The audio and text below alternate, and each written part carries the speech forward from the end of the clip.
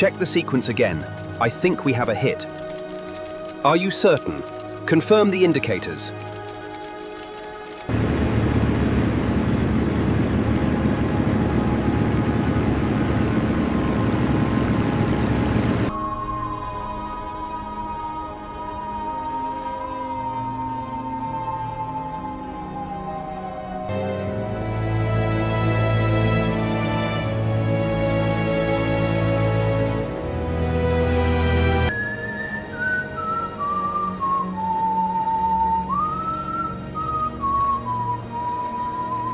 The primary target is here, in the Midlands, just outside Coventry. Confirmed. We must act on this immediately.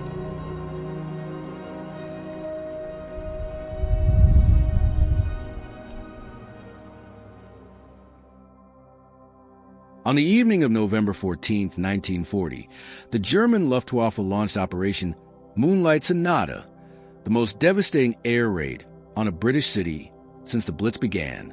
515 bombers flew from their bases in occupied France and the Low Countries toward the English Midlands. Their target was Coventry, a city of 238,000 people, one of Britain's most important industrial centers, home to factories producing aircraft engines, armored vehicles, and the machinery of war.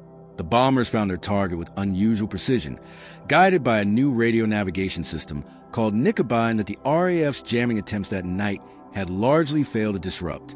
They dropped 500 tons of high explosives and 30,000 incendiary bombs. They flew in waves through the night and into the early morning. By the time they left, Coventry's medieval cathedral was a shell. More than 4,000 homes had been destroyed, over 500 people were dead, and the city center had been reduced to rubble that would take years to clear. British intelligence had known the raid was coming.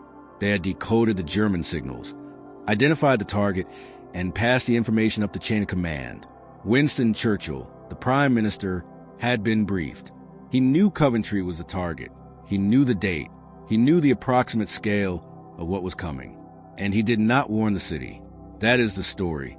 The question that historians have argued about for 80 years, that Churchill's defenders and his critics have each pressed with the force of their respective convictions, that the surviving evidence illuminates but does not resolve cleanly, is why. Why did Churchill not warn Coventry? Did he make a deliberate decision to sacrifice the city to protect the secret of the broken Enigma codes? Did the warning system fail? Did he genuinely not know what was coming until it was too late? Or did he know and make the specific and terrible calculation that protecting the source was worth the cost of the raid? The answer matters, not just as a historical question about one man's decision on one night in 1940, but as a question about the moral weight of wartime choices, about what it means to have information that could save lives and choose not to use it, and about the specific kind of courage that making such a choice, if it was indeed made, would require. I want to tell you the truth about Coventry. Not the version that protects Churchill's legacy, not the version that condemns him. The truth, as best the available evidence allows us to establish it. And at the end, I want you to draw your own conclusion about what that truth means. Before I go any further, if you've been watching this series and haven't subscribed yet, I need to ask you right now. The next episode is going to be about Rommel, about the decision he made on the morning of D-Day that Germany never forgave him for, and why he wasn't at his command post when the Allies landed. That story is one I've been building toward for weeks. Subscribe now and activate the bell so you don't miss it when it drops. Back to Churchill, back to November 1940, and the most contested intelligence decision of the Second World War, the broader context of the Blitz, the German strategic bombing campaign that ran from September 1940 through May 1941, provides a framework within which the Coventry raid must be understood. The Blitz was not a single event. It was a sustained campaign that killed more than 40,000 British civilians, destroyed hundreds of thousands of homes, and tested the psychological and material resilience of British society in ways that the pre-war pacifists who had feared another war had accurately predicted and the war's proponents had not adequately prepared for. The decision to bomb cities, to use air power against civilian populations and industrial targets without distinction, was a decision that both Germany and Britain made in 1940, in a sequence of escalation that neither side fully controlled. The German bombing of British cities grew partly from the logic of the strategic situation. The Luftwaffe could not destroy the RAF in the air and on the ground, so it shifted to attacking the industrial and population centers that sustained the RAF, and partly from a specific incident in August 1940, when German bombers accidentally bombed London, triggering a British retaliation against Berlin that triggered Hitler's order for the Blitz.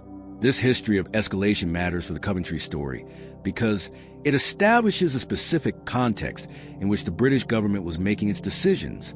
Churchill and his government were operating in a situation in which German bombs were falling on British cities every night, in which the casualties were mounting daily, and in which the war's outcome was genuinely uncertain. The specific decision about Coventry, whatever it was made not in a calm environment of strategic deliberation, but in the specific conditions of a country under sustained attack, with all the cognitive and emotional pressures that sustained attack produces. The specific intelligence picture that British commanders were managing in November 1940 also included information about the German bombing raids on other British cities, Birmingham, Bristol, Southampton, Liverpool, London, that had preceded and would follow the Coventry raid. Each of these raids generated intelligence that had to be assessed and acted on with the same limitations that applied to Coventry. The need to protect the ultra source, the limited capacity of British defenses to intercept the bombing raids even with warning, the specific operational constraints of the night air defense that prevented the RAF from achieving the kind of interception rates that would have made a clear warning militarily decisive. The RAF's failure to intercept the Coventry raid, despite the intelligence that was available, illustrates the specific limitation of air defense in the conditions of 1940. British night fighters were not yet equipped with the airborne radar that would eventually make them effective against night bombing. The searchlights and anti-aircraft guns could engage bombers that could be illuminated, but the darkness and the clouds that often covered British cities at night gave the German bombers significant protection. The Nicobine radio navigation system, which guided the German bombers to their targets with unusual precision, was a technical capability that British countermeasures had not yet fully addressed.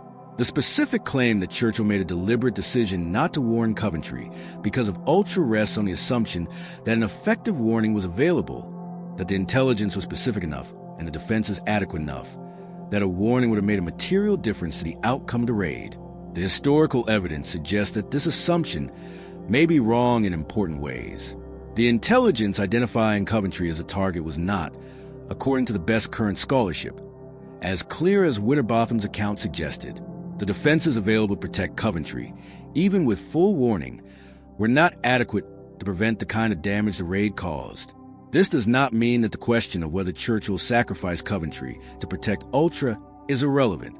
Even if the intelligence limitations meant that a clear warning was not available, the broader question of the decision framework, of what British intelligence was prepared to do when intelligence was clear but acting on it would risk revealing Ultra, is a genuine and important question about how the war was conducted. The documents that address this question most directly are the operational guidelines for the use of Ultra, the specific protocols under which Ultra intelligence was distributed and acted on. These protocols, developed over the course of the war and refined as the experience of using Ultra accumulated, made clear that intelligence derived from Ultra was to be used only in ways that could be plausibly attributed to other sources. This was not an absolute rule. There were specific circumstances in which acting on Ultra in ways that might reveal its existence was judged to be acceptable, but it was a presumptive standard against which specific decisions were measured. The Coventry decision, in this framework, was not a unique or aberrant choice. It was an instance, perhaps an extreme instance, given the scale of the raid and the civilian casualties involved, of the general policy that governed the use of Ultra throughout the war. The policy was right in the sense that it preserved the intelligence advantage that contributed decisively to the Allied victory. It was also costly in the sense that specific people paid specific prices for its consistent application. The men and women of Britain's intelligence services who maintained the Ultra secret throughout the war, who kept the knowledge to themselves for decades after the war ended, who watched inaccurate accounts of specific battles and decisions circulate without being able to correct them, who honored the security obligation they had undertaken, were, in their own way, continuing to pay the cost of the secret long after the secret had ceased to serve its purpose. The specific weight of knowing and not being able to say is a form of the same burden that Churchill carried in November 1940. The 1974 publication of Winterbotham's The Ultra Secret, which broke the public silence about Bletchley Park and Ultra for first time, was a moment of genuine historical revelation. But it was also a moment at which a story that had been held in careful reserve was suddenly released without the full archival context that would have allowed it to be told accurately. Winterbotham's account was sincere but imprecise, shaped by memory and by the specific perspective of someone who had been deeply involved in the Ultra operation, but who was working from recollection rather than documents. The subsequent decades of archival research, the opening of the British National Archives, the declassification of the relevant intelligence records, the work of historians like F.H. Hensley, whose official history of British intelligence in the Second World War provided the most comprehensive documentary account of the subject, have produced a more nuanced picture than Winterbotham's. The picture is not one that fully exonerates Churchill or fully condemns him. It is a picture of a decision made in conditions of genuine uncertainty and genuine constraint, by a man who was carrying a burden of knowledge that most of the people around him did not share, in a war whose demands could not be met without accepting costs that those demands did not allow to be fully acknowledged. Churchill spent much of the post-war period constructing his own account of the war, the 6-volume memoir that won him the Nobel Prize for Literature and that shaped how the war was understood for a generation. The Ultra Secret is absent from those volumes because it remained classified throughout the period in which Churchill was writing. His account of the Blitz of Coventry, of the specific decisions that the intelligence war required, is therefore incomplete in ways that he could not have corrected even if he had wanted to. This incompleteness is part of what makes the Coventry story so enduring. It is a story about a decision or a non-decision, or a failure of the system to make a decision, whose full truth was hidden for 30 years after it happened, and that is still not fully established despite decades of archival research. It is a story about the specific cost of secrecy and the specific way that the most important decisions of a war can remain invisible to the people most affected by them. The Cathedral in Coventry stands as the most honest memorial for this kind of story. The ruins that were left when the rebuilding was done are not a complete account of what happened. They are the evidence of what happened, preserved for the people who come to see them to interpret as they will. The new cathedral beside them is the evidence of what came after, of the specific human capacity to build on ruins without erasing the record of destruction that the ruins provide. Standing in the ruins of the old nave of Coventry Cathedral, looking at the charred cross on the altar made from burned timbers, a visitor is in the presence of a specific truth about the war that no history book can fully convey. The destruction was real. The people who died were real. The decisions that may or may not have shaped whether they received warning were real. And the cross that a specific person made from the ruins on the morning after, the specific human response to the specific devastation, is as real as any of it. Churchill knew about Ultra. Coventry burned.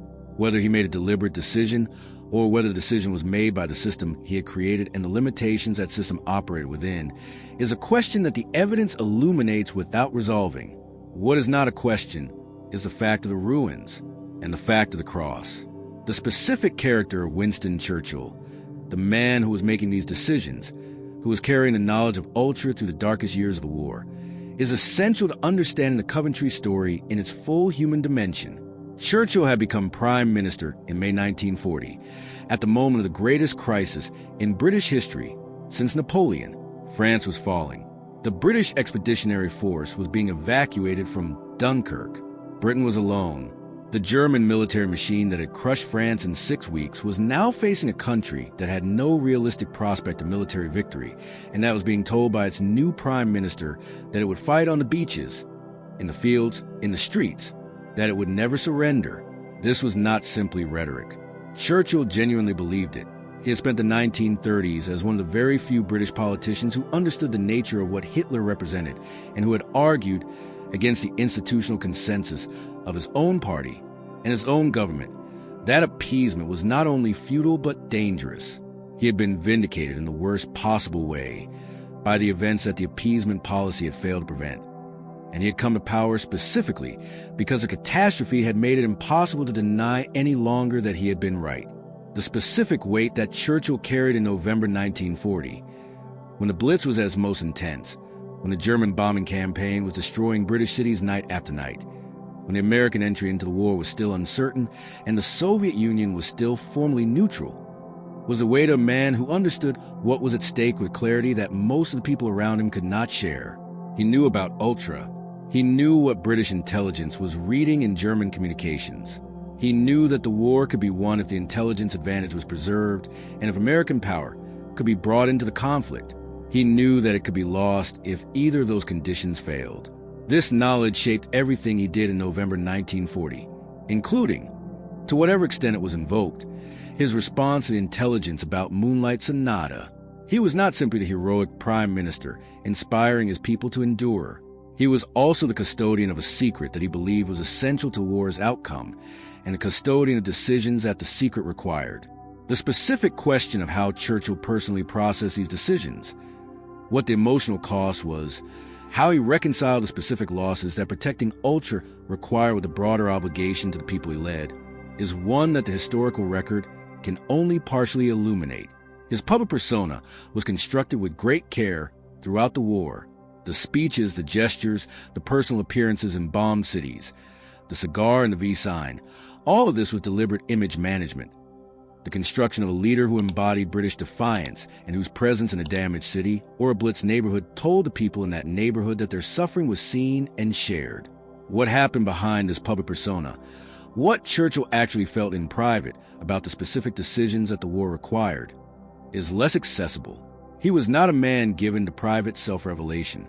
His voluminous writings, which cover almost every aspect of his political and military life, are constructed with the consciousness of an audience.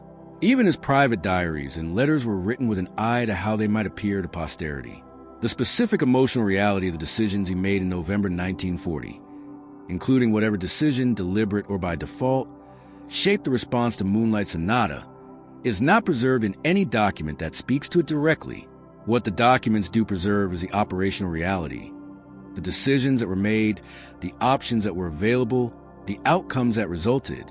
And the operational reality suggests a man who understood that war required terrible choices and who was willing to make them, who had the specific quality of decisiveness under conditions of genuine moral uncertainty that strategic leadership at the highest level demands. The relationship between Churchill's personal qualities and the specific decisions of the war is one that his biographers have addressed with varying conclusions. The admiring biographers, and there are many, beginning with Churchill's own account of the war, tend to present the difficult choices as the product of moral courage and strategic clarity, the willingness of a great leader to accept personal responsibility for decisions that lesser men would have avoided. The critical biographers, and there are those too, tend to emphasize the authoritarian quality of Churchill's decision-making, the willingness to sacrifice specific people for strategic objectives without adequate acknowledgement of the cost. Both of these accounts contain truth.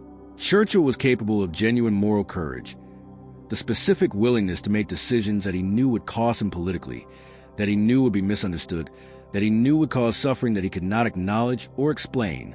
He was also capable of a specific kind of moral insulation, the ability to understand the human cost of his decisions in the abstract without being paralyzed by the specific weight of what each decision meant for the specific people who bore its consequences. The Coventry story sits at the intersection of these two qualities.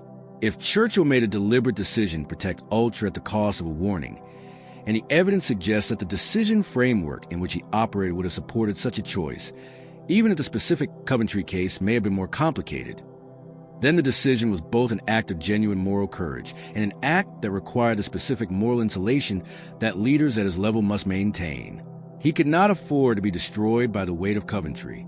The war required him to keep functioning, keep deciding, keep leading.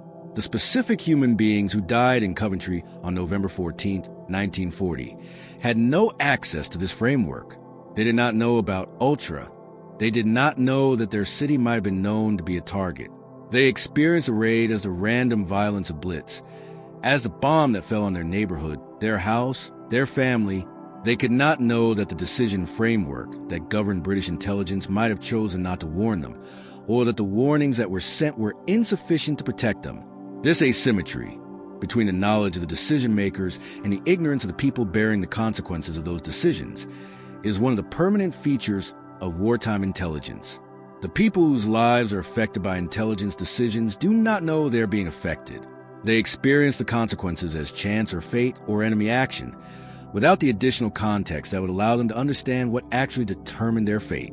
The people of Coventry in November 1940 did not know they were part of an intelligence story. They knew their city was burning. The specific post-war history of Coventry, the Reconstruction, the new cathedral, the city's emergence from the devastation as one of the first rebuilt British cities, is itself a story about how communities absorb the weight of what they have experienced and build something new on the ruins. The rebuilding of Coventry was partly practical and partly symbolic, a statement that the destruction had not been the final word, that the city and its people had survived and would continue. The decision to preserve the ruins of the old cathedral rather than clearing them, to build the new cathedral beside rather than over the ruins, was a specific architectural and political choice that expressed something important about how Coventry understood its own history. The ruins were the truth of what had happened. The new building was the truth of what had been possible afterward. Together, they said something that neither could say alone, that the destruction had been real and total, and that it had not been the end. The charred cross on the altar of the old nave, two timbers fallen from the burning roof, bound together in the shape of a cross by a cathedral stonemason on the morning after the raid, became one of the most powerful symbols of the Blitz. It was not a planned memorial. It was an improvised response by a specific person in a specific moment of the morning after to the specific ruin that surrounded him. He made a cross from the ruins and put it on the altar. He did not know he was making a symbol that would be seen for generations. That is how war-specific moments work. The decisions of the leaders, Churchill and his intelligence chiefs, the Luftwaffe commanders who planned the raid, the RAF officers who tried and failed to disrupt it, are the architecture of what happened.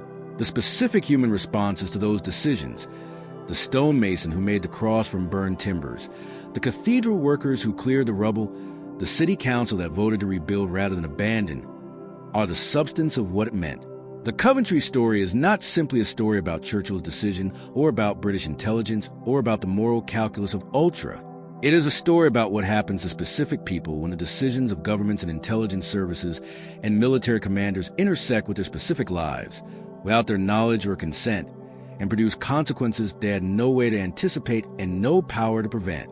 The 568 people who died in Coventry on November 14, 1940, were specific people with specific names and specific families and specific lives that the raid ended or permanently damaged. They are the specific human content of the strategic and political story.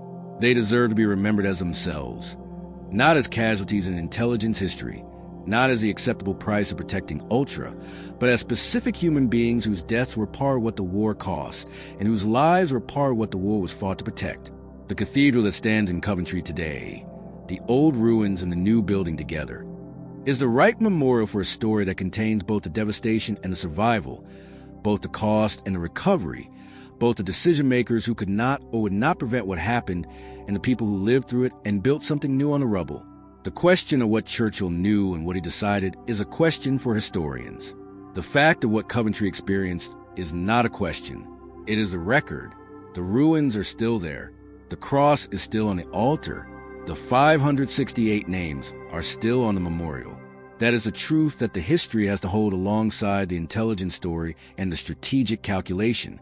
Both things are true. The decision may have been necessary. The cost was real. And the people who paid it deserve to be remembered in the fullness of who they were, not only in the abstraction of what their deaths meant to strategic accounting of the war. The story of how British intelligence knew about the Coventry raid begins with the breaking of the Enigma cipher at Bletchley Park, the same cryptanalytic achievement that we discuss in the context of the double cross system. By November 1940, Bletchley Park had been decrypting German military communications for months.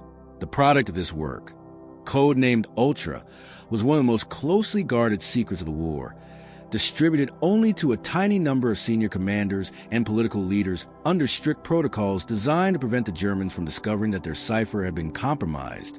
The Coventry intelligence arrived through this channel. German signals in the days before November 14th had identified a major operation against an English city, Operation Moonlight Sonata, and subsequent decrypts had provided additional details about the attack. The specific target, however, was identified through a different source, a captured German document and the interrogation of a German prisoner, combined with analysis of the decrypted signals, had pointed to Coventry as a target.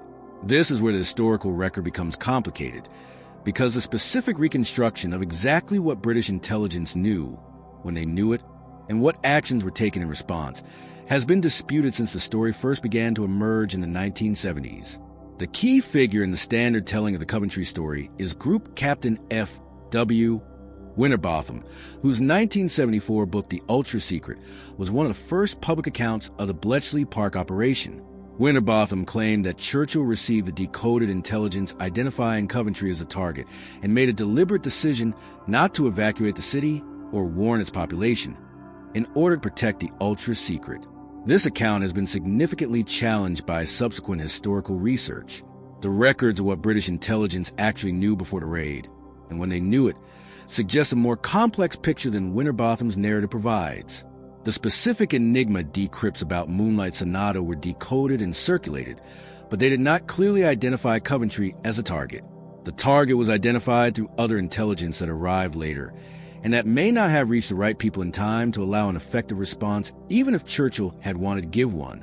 The RAF's attempts to disrupt the Knickerbein navigation beams that guided the German bombers were made, and failed for technical reasons that were not fully understood until after the raid. The night fighters that were scrambled to intercept the German bombers had limited success in the darkness. The anti-aircraft defenses of Coventry were insufficient for the scale of the attack. All of this suggests a picture in which the failure to prevent the Coventry raid was partly the product of genuine intelligence limitations, partly the product of technical failures and countermeasures, and partly the product of the specific situation of Britain in November 1940. A country that was fighting alone against a military machine of overwhelming force, with limited resources and limited capacity to respond to every threat that its intelligence identified. But this more complex picture does not entirely dispose of the question that the Coventry story poses. Even if Churchill did not receive a clear intelligence warning in time to prevent the raid, the broader question remains: what was the decision framework for protecting the ultra-secret? Were there situations in which British commanders and political leaders would have received intelligence that could have saved lives, and would have declined to act on it to protect the source? The answer, derived from the broader history of how Ultra was used and protected throughout the war, is yes. The protection of Ultra was not simply a bureaucratic rule. It was a strategic imperative that shaped operational decisions at every level. Intelligence derived from Ultra was acted on only in ways that could plausibly be attributed to other sources: aerial reconnaissance, agent reports, radio direction finding. If Ultra intelligence prompted a military response that the Germans could not explain by other means, the Germans might conclude that their cipher had been broken. The entire intelligence advantage, an advantage that shaped the outcome of the war in every theater, would evaporate. This imperative created specific situations throughout the war in which commanders knew that an attack was coming and could not respond to that knowledge in the most direct and obvious way. The most famous case after Coventry is the story of a convoy in the Mediterranean whose course the British knew had been compromised through Ultra, and which was allowed to sail to its destruction rather than be diverted in a way that might reveal the source. These decisions, the decisions to accept avoidable losses in order to preserve the intelligence advantage, were made throughout the war at various levels of command as part of the systematic management of Ultra. Coventry fits into this pattern. Whether the specific case of Coventry involved a deliberate decision by Churchill to sacrifice the city, or whether the combination of intelligence limitations, technical failures, and the specific circumstances of November 14th produce an outcome that had not been specifically chosen, is a question that the available evidence does not definitively resolve. What the evidence does establish is this: the British government had a framework, consistently applied throughout the war, in which the protection of Ultra took priority over prevention of specific losses when a response to the intelligence could not be plausibly attributed to other sources. Coventry was a raid against a major city, widely known to be a military-industrial target. A warning that prompted a large-scale civilian evacuation or a fighter concentration that appeared to anticipate the attack would have been difficult to explain by other means. The specific intelligence that made Coventry a warning case was intelligence that, if acted on in obvious ways, risked revealing what British intelligence knew. The men and women who were killed in Coventry on the night of November 14th, 568 of them, with thousands more wounded in a raid that destroyed a medieval city in a single night, were not simply victims of German aggression. They were also, to the extent that British intelligence knew the raid was coming and did not warn them, victims of a specific calculus about what was worth sacrificing to protect what. This does not mean Churchill was wrong to make that calculus. If he made it, the ultra-secret was genuinely decisive across multiple theaters of the war, and the specific losses that protecting it required, including the losses at Coventry, were almost certainly smaller than the losses that losing the advantage would have entailed. But it does mean that the standard narrative of the Blitz, of Britain standing heroically against a German onslaught, of Churchill inspiring the nation to endure, is incomplete without the Coventry dimension. The people of Coventry were asked, without being told they were being asked, to pay a price that the war required. They paid it. The war was won. The specific cost they bore, the 568 dead, the destroyed cathedral, the rubble of the city center, is part of the accounting that the victory required. Churchill's specific role in the Coventry decision remains genuinely uncertain. The evidence that he made a clear, deliberate choice to sacrifice the city in the way that Winterbotham's account suggested has not been definitively established by subsequent research. The evidence that the decision framework in which he operated would have supported such a choice, had the intelligence been clear enough and the response options limited enough, is clear. Whether Coventry was a case in which that framework was explicitly invoked, or whether it was a case in which genuine intelligence limitations meant that the choice was never as clear as a retrospective account suggests, is a question that the historical record has not resolved with certainty. What the historical record establishes beyond dispute is the outcome. Coventry burned, 568 people died, a medieval cathedral was destroyed, and the ultra-secret survived. The intelligence that had been protecting Coventry, or failing to protect it, continued to protect the war effort in the months and years that followed.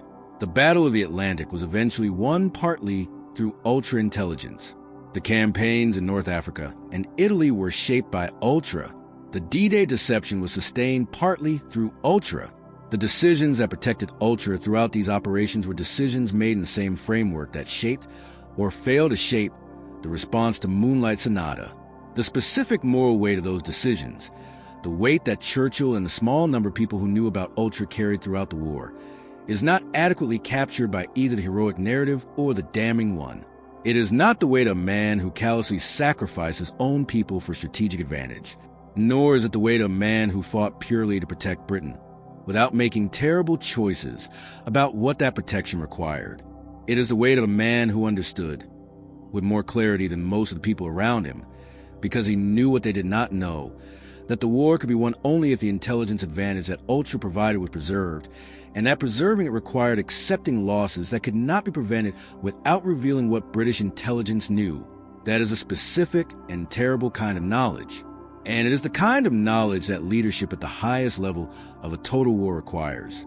The specific question of what Churchill actually knew on November 14th, 1940, not what the intelligence system around him knew, but what reached him personally in what form, and when, has been the central historiographical question of the Coventry debate, and its answer depends heavily on which documents you privilege and how you interpret the gaps in a record.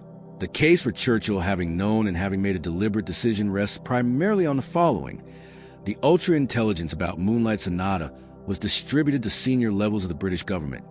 Churchill was known to follow ultra-intelligence closely and received regular briefings on it, and the decision framework for ultra use would have supported a choice not to warn Coventry if warning could not be attributed to other sources. This case does not require proving that Churchill personally reviewed a document that said bomb Coventry tonight.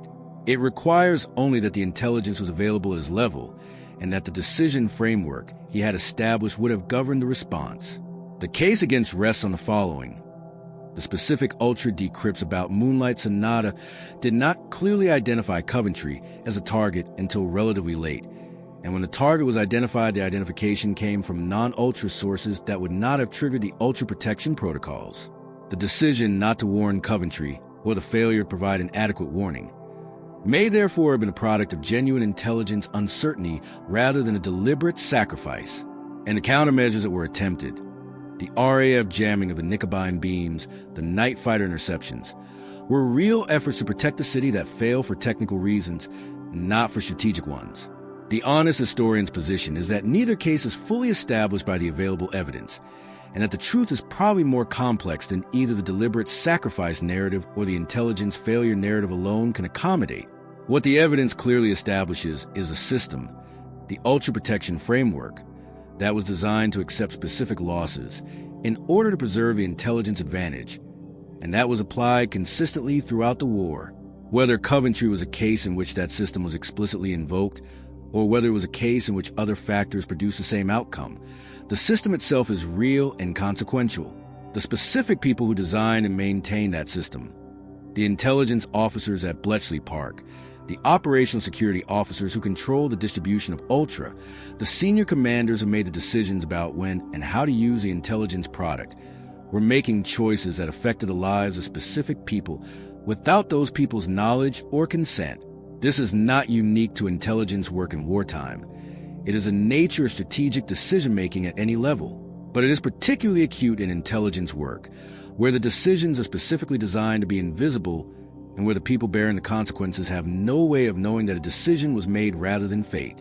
The moral weight of this invisibility is part of what makes the Coventry story so difficult to close. The people who died did not know they were part of an intelligence decision. The people who made the decision, to the extent that a deliberate decision was made, could not explain themselves to the people who bore the consequences. The secrecy that protected the intelligence advantage also protected the decision-makers from the accountability that transparency would have imposed. This is not to say that transparency would have been possible or desirable in the specific circumstances of November 1940. A wartime government that revealed its intelligence sources in order to explain its decisions was not a government that would have those intelligence sources for long. The secrecy was operationally necessary, but the operationally necessary secrecy produced a specific moral situation. Decisions made without the consent of those affected, born without the knowledge of why, that the post-war reckoning has had to work through without the guidance of the decision-makers themselves, most of whom maintained their silence to the end. Churchill died in 1965, 10 years before Winterbotham's book revealed the ultra-secret to the public. He had maintained the secret throughout his post-war life, as he had agreed to do. Whatever he had known about Coventry, whatever decision he had made or had not made, he took that specific knowledge to his grave. The historical record has continued to work on the question in the decades since. It has not arrived at a final verdict. It probably will not, because the specific documentary evidence that would resolve the question, a record of Churchill being briefed on Coventry as a specific target before the raid, in terms clear enough to have supported a deliberate decision, does not appear to exist in the accessible archives. Its absence does not prove that no such briefing occurred. It proves only that if it occurred, the specific record of it has not survived in accessible form. What has survived is the ruins of the cathedral, the charred cross on the altar, the 568 names on the memorial, and the more general record of a system, the Ultra Protection Framework, consistently applied throughout the war, that was designed to accept specific losses in order to preserve an intelligence advantage that was genuinely decisive across multiple theaters and that contributed materially to the Allied victory. Whether Coventry was a case in which that system was explicitly invoked is a question for historians. That the system existed and was applied is not a question.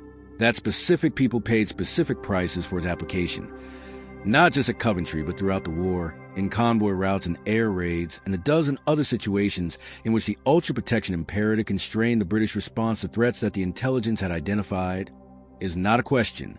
The cost was real. The decision framework that produced it was real. The intelligence advantage that the cost preserved was real. And the specific human beings who paid the cost, who died in raids they did not know might have been anticipated, who lost ships they did not know were known to be targeted, who bore the weight of the war's intelligence dimension without any of its compensating knowledge. They were real too. They are the most real part of the story. The intelligence history, the strategic analysis, the moral philosophy of wartime decision-making, all of this is the scaffolding around the central fact that people died. The scaffolding matters for understanding what happened and why. The people who died matter for understanding what it cost. Churchill knew about Ultra. He kept the secret. The war was won partly because the secret was kept. And Coventry burned and 568 people died. and the cathedral stood in ruins for 80 years as a specific record of what the winning cost. That is the full accounting. That is the Churchill War. The Coventry Cathedral was rebuilt after the war, not by demolishing the ruins of the old cathedral, but by building a new cathedral beside them. The ruins were left standing as a memorial. The burned-out shell of the medieval nave, open to the sky, with a charred wooden cross made from 2 timbers that fell in the fire still standing on the altar, it is one of the most powerful war memorials in Europe, precisely because it does not explain what it shows. It simply shows a ruin. It lets the ruin speak for itself. The men and women of Coventry who died on November 14, 1940, are buried in cemeteries across the city. The cathedral stands as their memorial, the old ruins and the new building together, the destruction and the rebuilding, the cost and continuance. The specific question of what Churchill knew and what he decided is a question that the memorial does not answer. It preserves the fact of what happened. The accounting of how it came to happen is a question for the historical record, which continues to work on it, and the ultra-secret, which may or may not have been protected by the specific choices made on November 14, 1940, and which was certainly protected by hundreds of similar choices made throughout the war. That secret contributed to the Allied victory in ways that the specific losses it required cannot fully measure. The war was won. The cost was real. Both things are true. Both things are necessary to say. If this story made you think, if it left you with the specific discomfort of a moral question that doesn't resolve cleanly, that is what good history does. Hit the like button if you want the algorithm to show this to people who should hear it. And subscribe now, because the next episode is about Rommel, about what he was doing the morning the Allies landed at Normandy, and about the decision that changed D-Day before a single shot was fired. That story drops soon. Don't miss it. The specific historiography of the Coventry question, the sequence of books and articles and archival discoveries that have shaped the historical understanding of what happened on November 14, 1940, is itself an instructive story about how historical knowledge develops and how intelligence history, in particular, operates. The first public account of the Coventry raid that incorporated any dimension of the intelligence story was Winterbotham's 1974 book, which appeared more than 30 years after the events are described, and which was based primarily on his recollections rather than on documents. Winterbottom had been involved in the distribution of ultra-intelligence during the war, and his account of the Coventry decision, that Churchill received clear intelligence identifying Coventry as a target and made a deliberate decision not to evacuate or warn the city, was presented as a first-hand account of what had happened. The problem with Winterbottom's account, which subsequent research identified, was that a specific claim about Churchill's knowledge and decision rested on his recollection of events he had not personally witnessed. He was not present when Churchill received the briefing he described. He did not see the specific document that he claimed Churchill received. His account was a reconstruction based on inference and memory, not a first-hand observation. Subsequent historians, particularly F.H. Hinsley and his team who wrote the official history of British intelligence, found that the documentary record did not support Winterbottom's specific claims about the intelligence that was available before the Coventry raid. The ultra-decrypts about Moonlight Sonata did not identify Coventry clearly until after the point at which an effective warning could have been given. The identification of Coventry as a target came through other intelligence channels that did not trigger the ultra-protection protocols in the same way. This does not mean that Winterbottom was lying.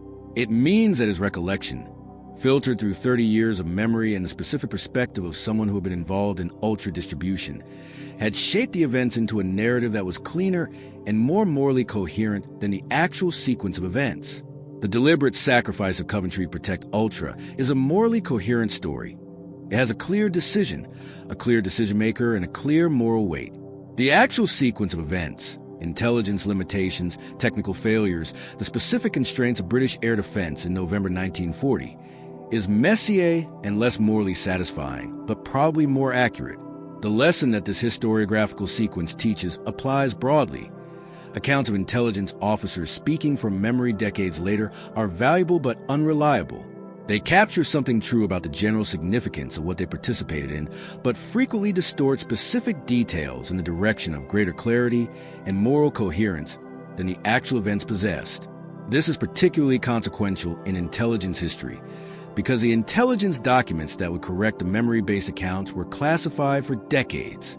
The Coventry story is a story about the difficulty of knowing what actually happened in the specific room where specific decisions were made, and about the way that the most important decisions of a war are often the least well documented, made in the context of classified intelligence, where the normal documentary trail was deliberately suppressed to protect the source.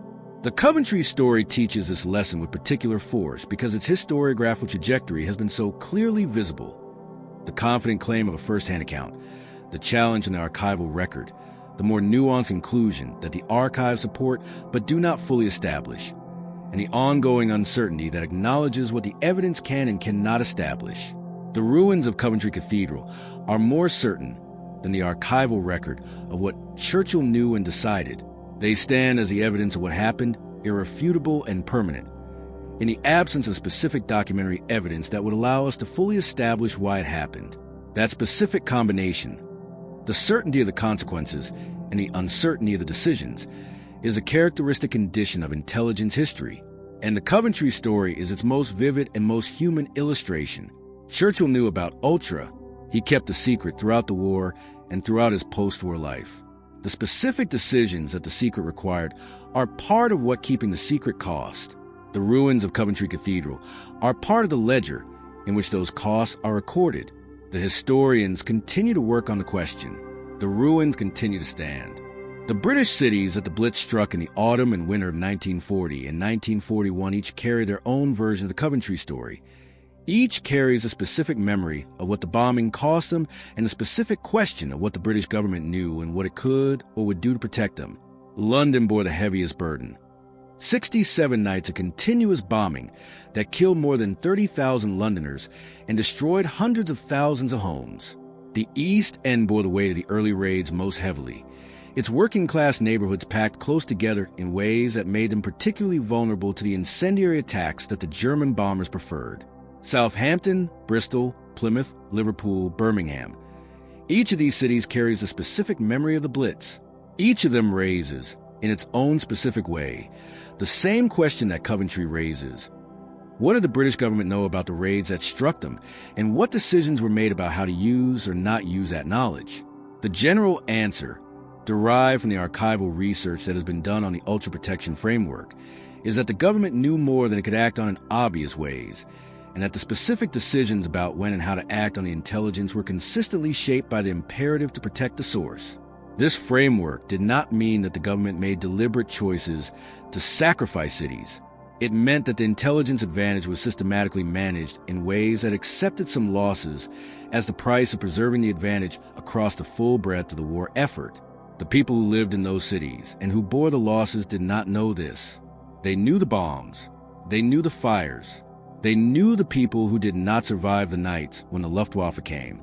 And they knew the response of the government, the ARP wardens, the fire brigades, the first aid posts, the evacuation programs, as a visible expression of what the government was doing to protect them.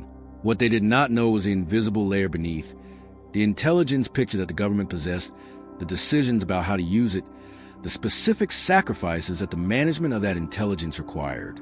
This invisible layer is part of the full story of the Blitz, and it is part of the full story of what Churchill's wartime leadership actually entailed. Churchill's public persona during the Blitz, the cigar, the V sign, the visits to bomb neighborhoods, the speeches that express exactly the defiance and endurance that the moment required, was genuine in the sense that it reflected who Churchill was and what he believed. It was also constructed in the sense that it was a specific management of the public's understanding of what the government was doing and why.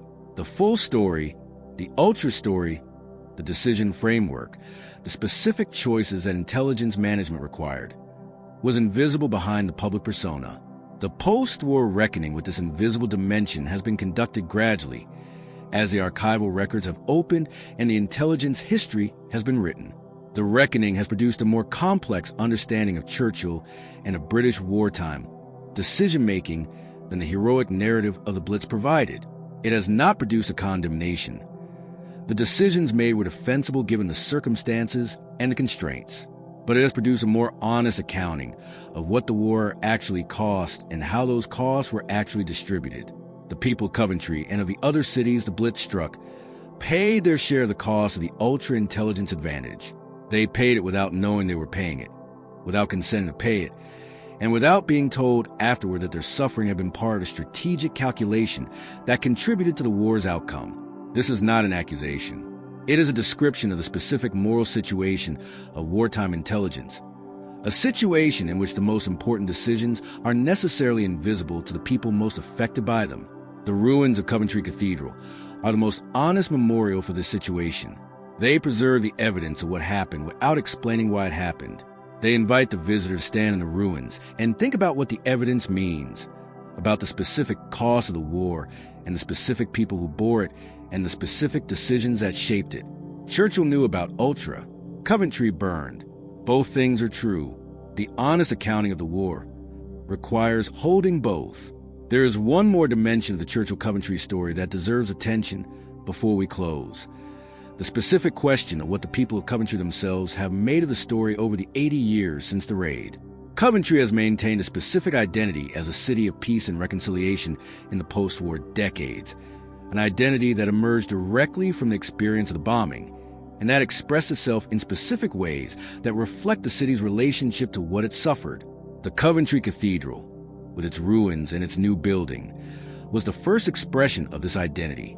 The cross of nails, made from nails recovered from the burned roof timbers of the old cathedral, became a symbol of reconciliation that has been shared with more than 200 communities around the world that have experienced war or conflict.